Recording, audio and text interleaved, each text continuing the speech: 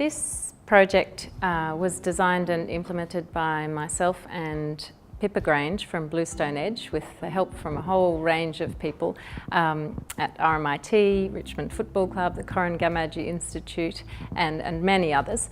It comes out of a series of projects that have developed over the last 5 or 6 years that we call reconciliation exchanges. Global reconciliation is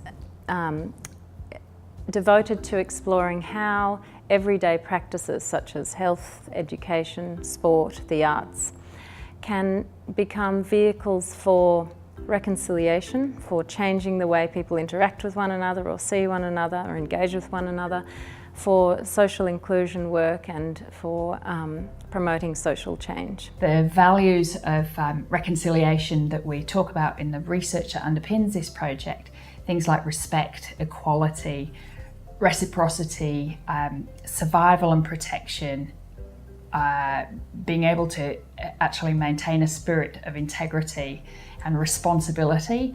They were on display in every possible way. I can relate to where these young kids are coming from, because when I was younger, the sport in regards to MMA, boxing and football showed me the leadership and the responsibilities and took me down the path that I actually needed to go down to be the person I am today.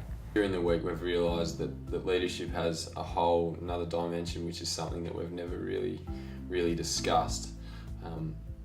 Patience and resolve and compassion have been they've appeared time and time again. Interesting to see the international language of sport. Even though we didn't speak the same verbal language, as soon as we brought footballs and soccer balls out, the kids were playing around and we seemed to have this common bond. And I think that's what we're trying to achieve here, is that we're not trying to change the world, it's just about bringing people together and that it can start something. We had a very profound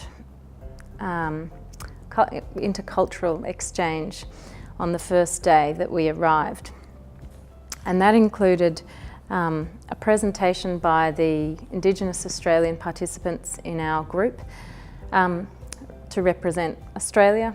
They told stories about Indigenous culture, they played didgeridoo and performed a war cry, and in exchange the local community in Peña performed capoeira and samba and talked about their own community. It was really quite moving for everybody involved, I think, on both sides, and the director of the organisation I visited said that community is still talking months later about that experience. There's something very powerful about outsiders coming to a place who are willing to sit and listen and learn and have goodwill and are genuinely interested in engaging and hearing the stories of those they visit.